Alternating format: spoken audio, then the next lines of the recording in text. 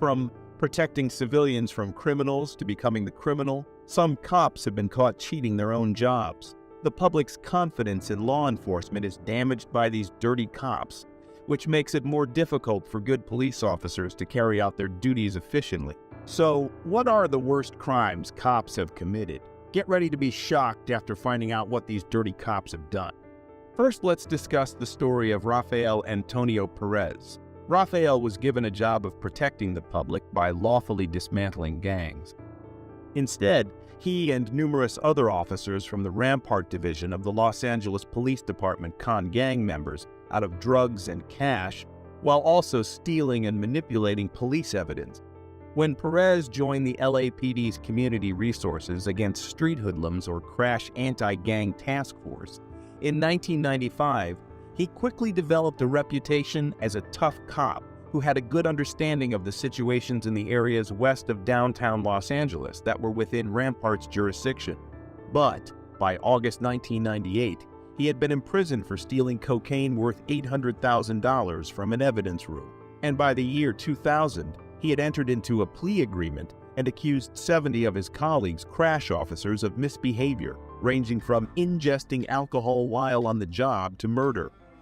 The city was compelled to overturn 100 wrongful convictions and make $125 million in settlement payments as a result. So, how did Rafael Perez and his top gang fighting squad end up being held accountable for the largest police scandal in Los Angeles history? In response to a rise in the drug trade and associated gang violence, the LAPD established a specialist anti-gang task force called CRASH in 1979.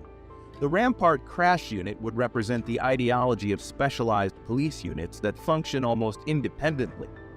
However, CRASH represented one front in a brutal conflict for police like Rafael Perez, who joined the task team in 1995. His reputation as a street-smart, tough cop eventually led to his transfer to Rampart Division's undercover drug team.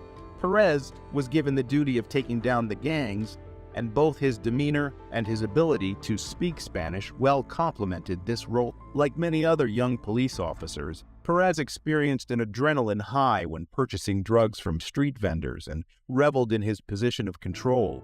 Perez thought he had discovered his niche and disregarded advice from a colleague that he loved working with drugs too much. He got involved in a lot of corrupt acts in the late 1990s, such as stealing cocaine from evidence lockers and profitably selling it. Additionally, he drugged suspects and lied in court to get them convicted. After Perez was caught stealing cocaine from the LAPD's evidence room in 1998, his activities were discovered. After being detained and accused of stealing drugs, he started working with the authorities right away in exchange for a lighter sentence. Due to Perez's assistance, a much wider LAPD police corruption scandal was uncovered. He disclosed that other crash unit officers had also engaged in criminal activity, such as fabricating evidence, robbing suspects of cash and drugs, and planting evidence. Intense pressure was placed on the LAPD as more police personnel were linked to the scam as the inquiry went on. The controversy prompted considerable adjustments to the department's rules and procedures, including the creation of new oversight structures to guarantee increased accountability and openness. It was one of the biggest police corruption scandals in American history and was dubbed the Rampart scandal. Perez received a 5-year prison term for his involvement in the corruption case. He was nevertheless only imprisoned for 2 years before being freed and put in the witness protection program out of fear for his safety. Do you think Perez should have been let go after just 2 years? Let us know your thoughts in the comments. Next, let's check out the criminal duo who were dubbed the Mafia Cops. Agents from the DEA and FBI conducted a raid on an Italian eatery off the Las Vegas Strip in 2005. On the basis of drug deal evidence acquired by a wired-up witness, they detained 2 middle-aged men. Both suspects were calmly taken into custody, one of whom had a pistol concealed in his waistband. Yet, the later unsealed indictment against the 2 men would undermine public trust in New York and bring shame on the country's largest police force. Detectives Louis Eppolito and Stephen Caracappa of the NYPD's Organized Crime Homicide Unit were, in fact, hitmen for the mafia. In 1994, the first informant who could characterize two corrupt NYPD detectives working for the mafia came forward. Prisoned Lucchese underboss Anthony Gaspipe Casso claimed responsibility for hiring their services. After being apprehended in 1993 after being on the run, Casso made an effort to negotiate a plea agreement by naming people and claimed that Caracappa and Eppolito were his crystal ball for handling informants, rivals, and potential arrests. One witness, Kaplan, testified to the most horrific instances of the mob cops crossing the line, setting up Eppolito and Caracappa to personally murder or give over for the Lucchese family's murder targets through phony arrests and traffic stop. The two detectives received a monthly salary of $4,000 for giving Casso information about law enforcement. They were paid extra for killing jobs, including $70,000 for a hit on Gambino crime family leader Eddie Lino, who was thought to have been responsible for a botched assassination attempt on Casso.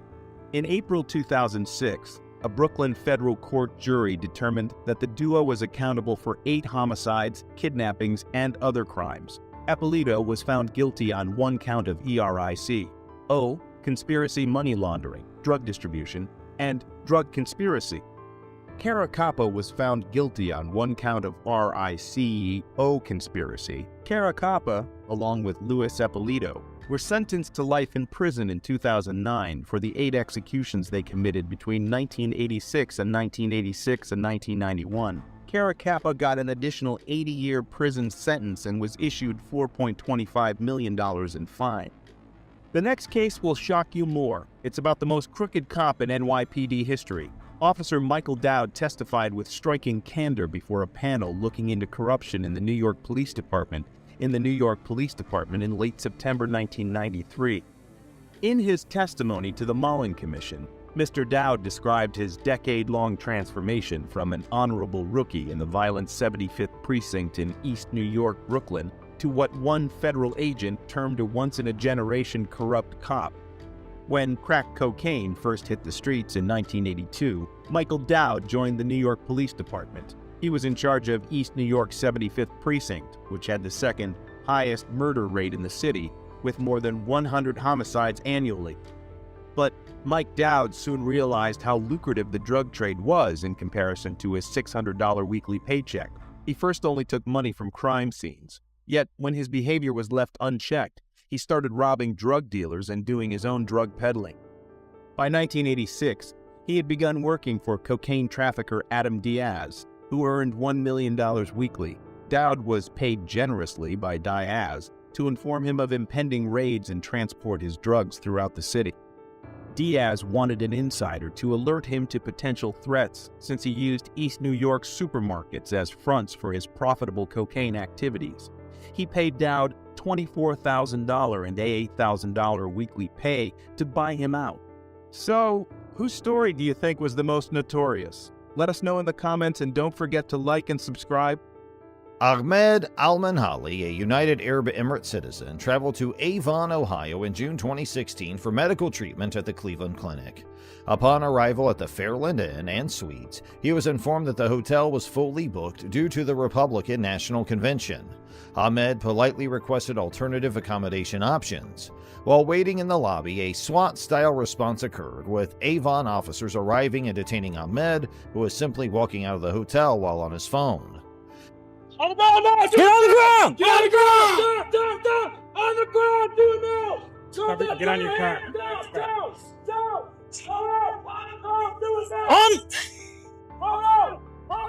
Confused by the situation, Ahmed questioned the officers, but they handcuffed and searched him, damaging his phone in the process. They found a second phone, which Ahmed used for business purposes. Take the phone away! Cover the entrance, help me get back. Yeah. What is it? Go down there. What happened? Despite no evidence of wrongdoing, the officers treated Ahmed as a terrorist, disregarding any investigation or backstory. Simultaneously, an officer spoke to the hotel receptionist who had made a 911 call, falsely claiming Ahmed had pledged allegiance to ISIS. The officer soon realized it was a false alarm and called off the search. Meanwhile, Ahmed collapsed and passed out, prompting paramedics to administer aid and to take him to a nearby hospital. The incident gained international attention, leading to the United Arab Emirates Ministry of Foreign Affairs to demand an apology from Avon officials. The mayor and police chief apologized to Ahmed, emphasizing that the incident did not reflect their community's values. Marriott International, the hotel's owner, expressed regret and committed to training to prevent similar occurrences. You should not have been put in that situation like you were. There were some false accusations made against you, and those are regrettable. Mayor Ahmed filed a Jensen said lawsuit in a against the statement, hotel and its "This front was a desk very employees, citing unfortunate racial incident profiling." and does not While the reflect police our department community. initially considered charges Avon is against the proud to 911 welcome caller, visitors from the a United grand Arab jury declined to Emirates indict and anyone other after reviewing countries the who evidence. regularly After come 3 to years of Northern litigation, Ohio for Ahmed settled tourism, the lawsuit business, for an medical undisclosed care, amount. or education. The settlement aimed to compensate Ahmed for physical, psychological, and financial damages. However, he still faced lasting emotional distress, was haunted by the officer's eyes, and experienced sleep disturbances. The incident highlighted the need for improved cultural understanding and sensitivity among law enforcement personnel. Here we have Brian Philipiak, a 47-year-old Washtenaw County Sheriff's Lieutenant, who was off duty when he got pulled over. Deputy Morrison, after stopping Lieutenant Philipiak, informed him about the reason for the traffic stop. Subsequently, Deputy Morrison inquired if Lieutenant Philipiak had consumed any alcoholic beverages that afternoon. In response, Lieutenant Philipiak acknowledged that he had indeed consumed a couple drinks. After Deputy Morrison confirmed Lieutenant Philipiak's identity, he returned to his vehicle and instructed the lieutenant to exit the truck for a field sobriety test. The purpose of the test was to assess whether Lieutenant Philipiak had consumed an excessive amount of alcohol, despite it being evident he was clearly unfit to drive. Exhibiting evident signs of severe intoxication, such as slurred speech and watery eyes, Lieutenant Philipiak left no room for doubt that he was heavily under the influence. Okay. You got your ID? However, despite this clear indication, Lieutenant Philipiak adamantly refused to comply with Deputy Morrison's request to step out of the vehicle. Instead, he insisted that Deputy Morrison should either allow him to return home or let him sleep it off on the side of the road. In response, Deputy Morrison firmly informed Lieutenant Philipiak that his options were limited and made it clear that he would not allow him to be released in his current condition. Multiple reckless driving calls about you. Okay. And then when I'm following you, you're hitting the shoulder of the road. You been drinking? Oh, I had a couple. How many? Just a couple. Okay. Where are you reaching in the back for? Huh? I seen you reaching in the back. You have an open container back there? I did, yeah. Okay. You been drinking on the way here? This one. Got your registration, proof of insurance? Do you have a firearm on you? Okay. Fuck. Do you got your pistol? Are you a corrections officer or just deputy? Lieutenant? Okay. Despite Deputy Morrison's persistent attempts to persuade Lieutenant Philipiak to exit the vehicle, the latter remained adamant in his repeated request to be released. He proceeded to assert that Deputy Morrison's job would not be jeopardized if he let the situation slide, emphasizing the potential consequences for himself if the matter were pursued. Brian, I'm going to have you step out of the car. I'm going to do a field sobriety test for you. Okay? However, Deputy Morrison understood that ignoring the incident would not only lead to his termination, but also result in misdemeanor charges carrying a penalty of up to 1 year of imprisonment or a fine of $1,000. Deputy Morrison was fully aware of the extent of Lieutenant Philipiak's intoxication, as he had allegedly observed the lieutenant discarding open containers in the back seat during the traffic stop. Oh, I'm going to ask you to step out of the vehicle. What would you like me to do? Just let me. I can't. I had multiple phone calls. You'd be in the same situation if I was in the vehicle in your county, correct? All right, just let me stay here. You can't. I'm going to ask you nicely to step out of this vehicle. Brian, my hands are tied. If I let you go, I'm going to lose my career over you. You don't think I wouldn't? No. This is northern Michigan. We're a small department. Okay, I'm going to ask you nicely to step out of the vehicle. You know I have my job to do. You know that. Yeah, I just want you. And I understand your point, your position.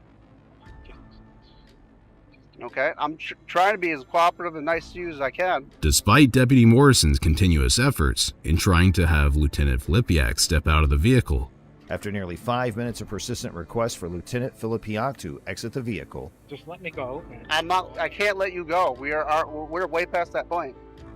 You know this. You're a lieutenant. You know how this works. Yeah, I do. You would tell one of your deputies if they called you right on the side of the road and they asked you what to do. So, if one of your deputies is in the position as I am right now, calling you as a lieutenant, Lieutenant, this is what I got. What should I do? You're just going to say, let him go?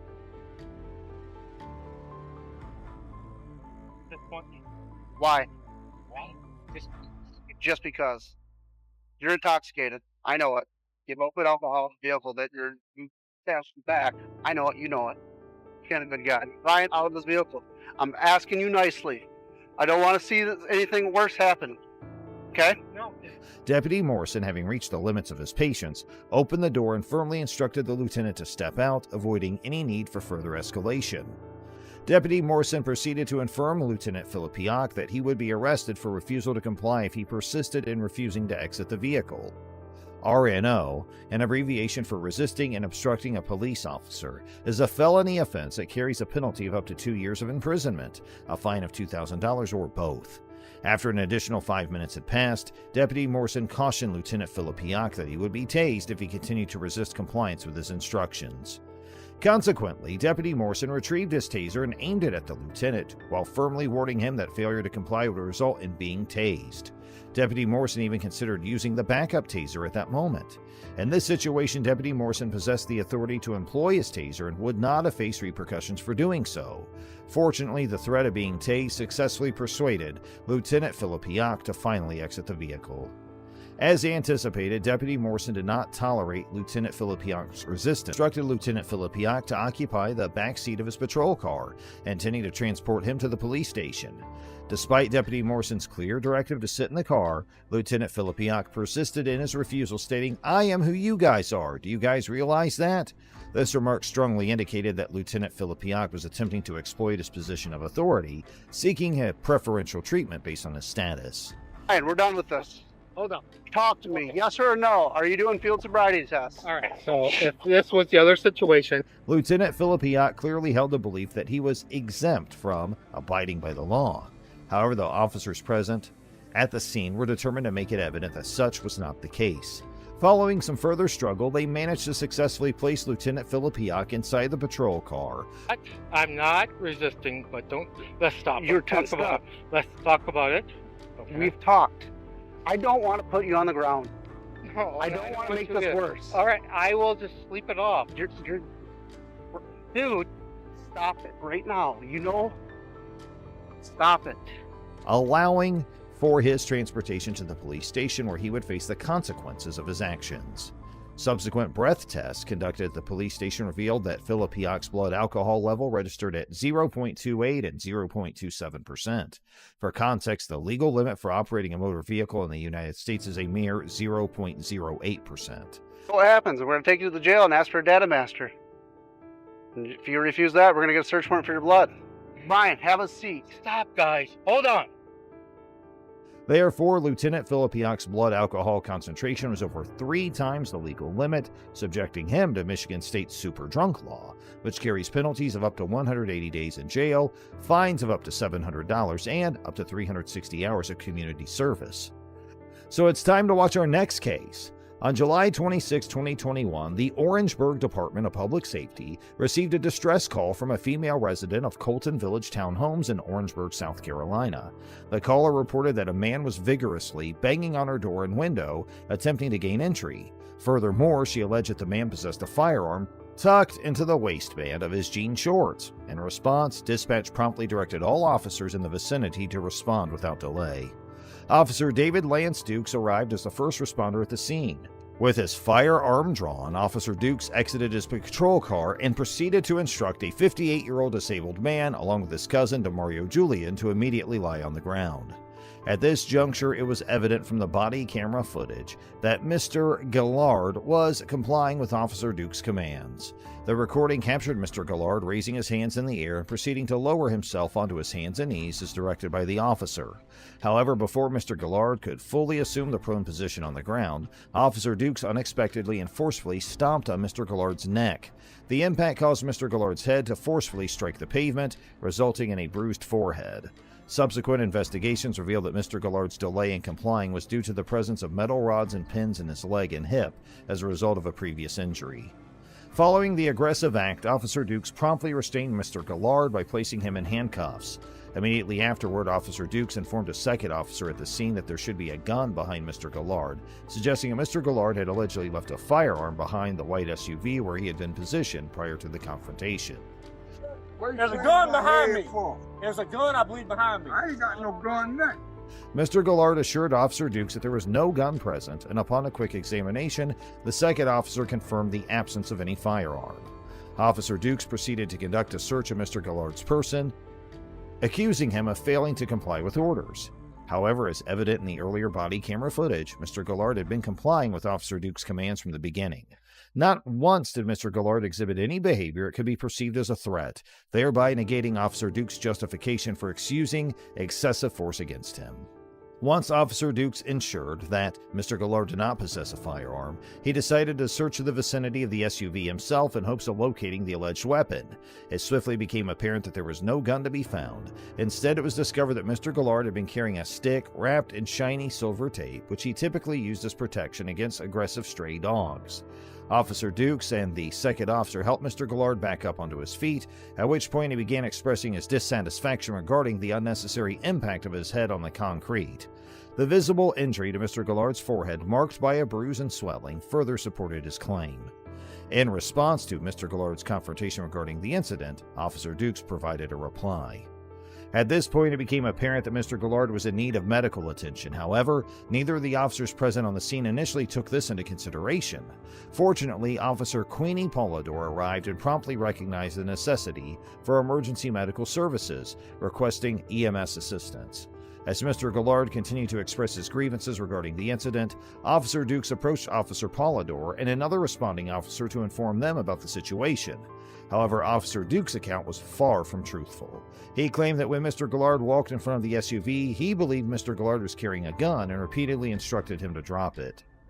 Officer Dukes made further allegations claiming Mr. Gillard had his hands in his pockets and repeatedly ignored requests to show his hands. However, the body camera footage once again contradicted Officer Dukes' statements.